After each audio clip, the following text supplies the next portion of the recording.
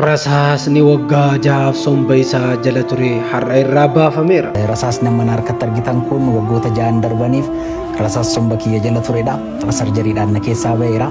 Kanaaf gammachuu guddaan natti dhaga'ame. Boonaan waggoota 6 dura rasaasni somba isaa jala kan rukute yoo ta'u yeroo sanitti hospitaala deemee irraa baasuudhaaf hin danda'amne ture. Yeroo artist Haacaaluu Hundeessaa wareegame san boonaan xiiqiidhaan gadi bahee rasaasaan yeroo san rukutamee haleellaan rasaasaa somba isaa jala rukutee ture. Dargaggeessa qaxalee waggaa 16 ture.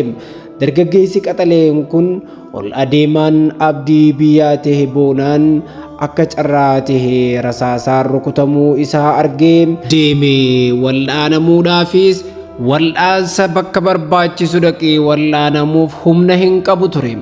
Maaliin akka wal'aanamuus dhabnaan waggaa 6 guutuu rasaasa somba isaa jala jiru obsee yeroo takka dhukkubsachaa yeroo tokko ammoo ol ka'ee deemaatumaas eegee har'ammoo itti jabaattee wal'aansa akka isa barbaachisu ummanni bal'aan dhagahe. Hawaasni keenya sagalee tahee fi boonaan kaleessa rasaasaan somba isaa jala rukutamee har'a dhukkubsatee siree hospitaalaa irra jira jechuun namuu sagalee tahee fi ture. Sagaleen hawaasaa dhagahamuudhaan boonaanis akka wal'aanamuuf maallaqa gargaarsa barbaachisu namoonni biyya alaaf biyya keessaa walitti iyyatanii birmataniif ergasii boonaan gargaaramee har'a kunoo rasaasni somba isaa jala waggaa 6 guutuuf ture har'a baafameera. Yoo walii galan yoo wal tahan yoo walii birmatan wanni hin danda'amne hin jiru. Rasaasa somba namaa jala jiru baasee nama hafuura baafachiisa.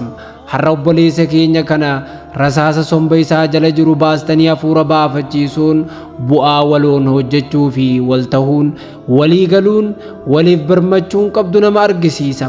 Boonaan baga rabbiin si baasee rasaasa kana jalaa du'aas si baasee har'allee somba kee jalaa baasee rasaasa teessoo somba kee godhatee rakkisaa ture jalaa baga baate jennaan.